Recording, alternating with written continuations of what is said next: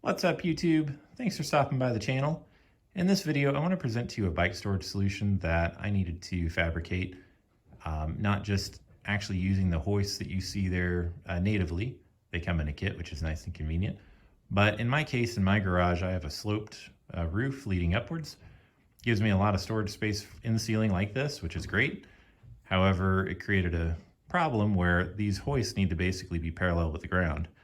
And so, simple solution, a manager at Handyman Hardware, a local hardware store, thought it up just as I was talking to him about the problem years ago. So shout out to Terrence for that, if you're ever watching this, Terrence.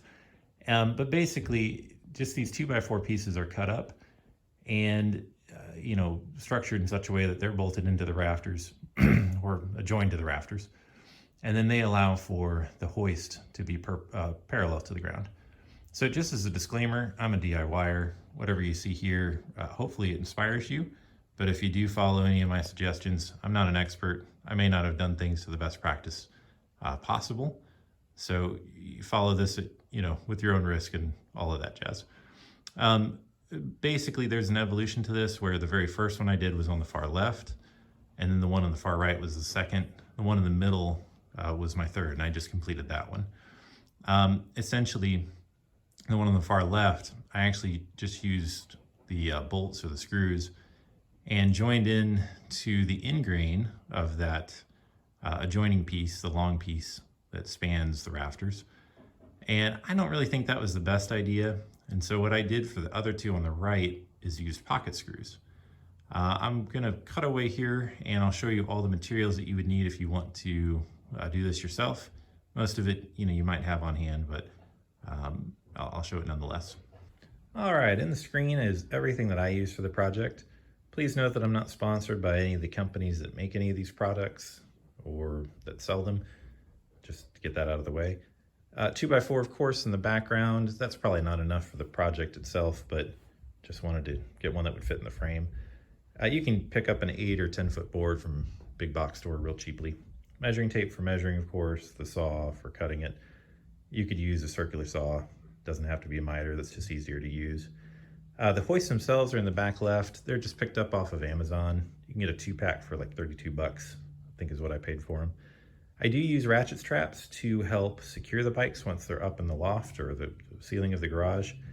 The screws that I use are in the middle there. They're just 3-inch construction lag screws from a big box store. Try and zoom in on this for you. Drill bits, of course, next to them, and some drill attachments.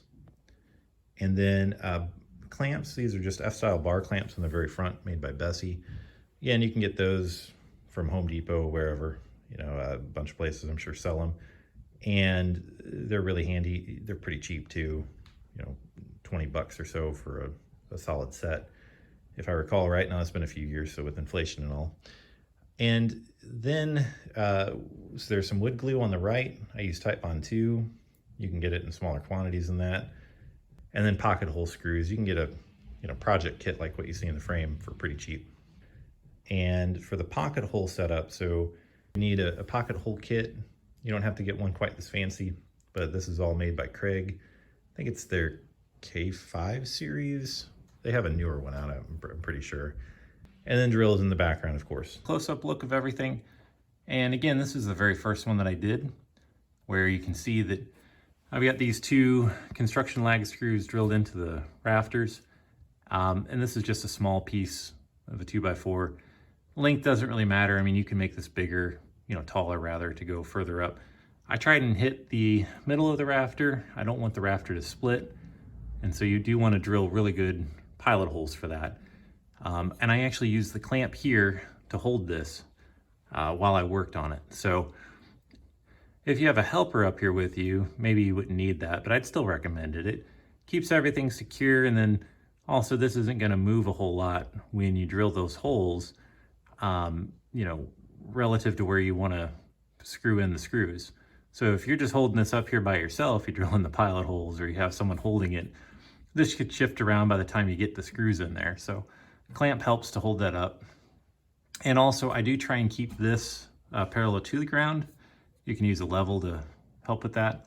In theory, that's just seemed like a good idea.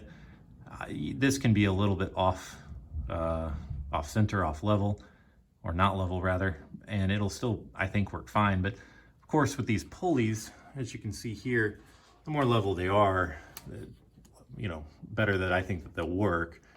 This is a fixed pulley to this plate. It's not like it can swing side to side. So again, more parallel it is to the ground, the better it'll operate. It just seems to make common sense to me anyway.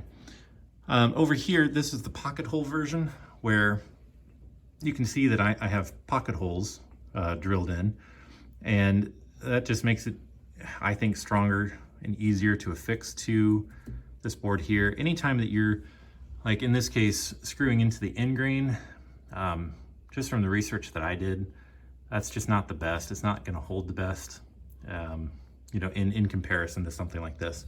For this bike application, you know, I think that this is fine. I mean, this has withstood the test of time for me. I do use some glue in between this here too, so that helps, I'm sure. But this has been up here for a couple of years now, and I've never had any problems.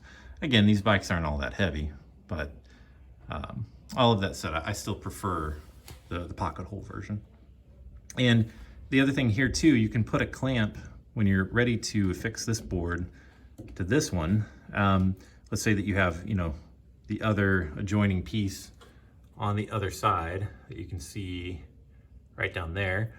Then what you can do is put a couple of those clamps right here, you know, well, one here, and then one right about there, if I'm in the screen right.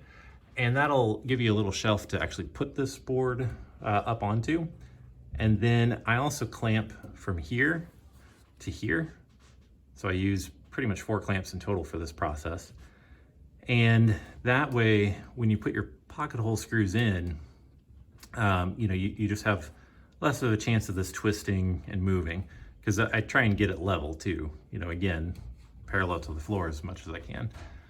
The other thing too to note, if you do the pocket hole route, just make sure you don't strip these. I actually did that over there, and I'll show that in a minute, what I did to actually quote unquote fix it. You know, it's just not a good feeling when you strip it. So I actually set my drill to a certain clutch setting. On the Ryobi, it's like 18 is the number that it seems to, you know, get it all the way screwed in, or what feels like all the way, without stripping it, and it stops it from rotating before it strips it.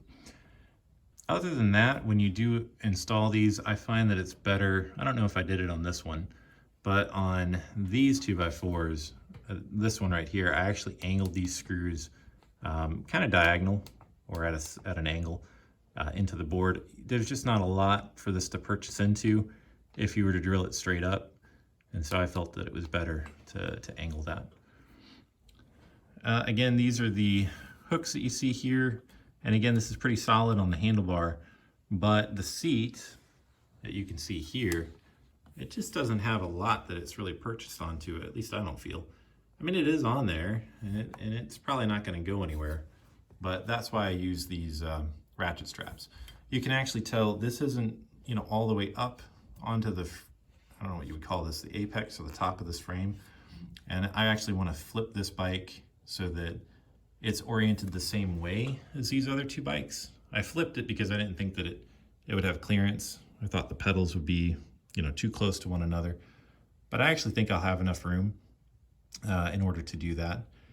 And, you know, in doing that, then if this were to drop, you know, these ratchet straps would catch it before it even went, you know, a millimeter down. Well, maybe a millimeter, but not much more than that. And there's another ratchet strap right here. So it has two points that it connects with. I just have it connected from one area of my loft right here over to another. I've got these nice angle irons, I think they're called, and they're bolted into the rafters real securely. I use it for some wood storage. You probably could, and again, I'm not an expert, so take this advice with your own, you know, assessment of risk into consideration here.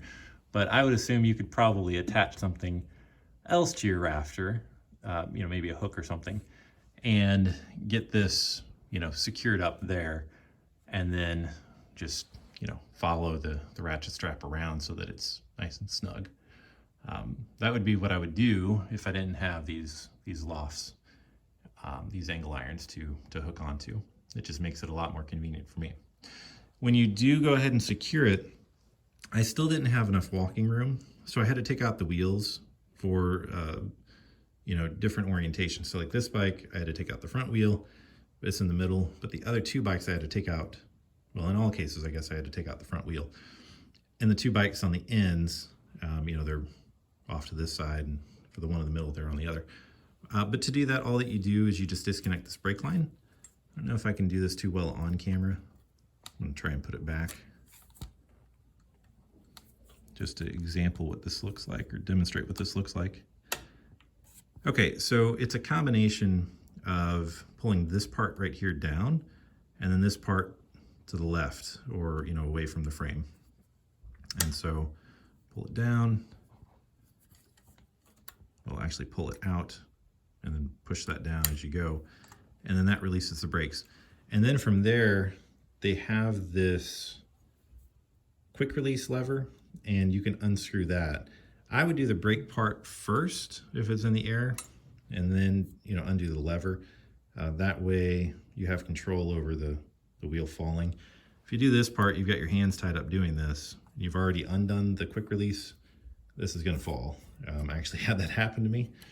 So just a word of advice there, or caution.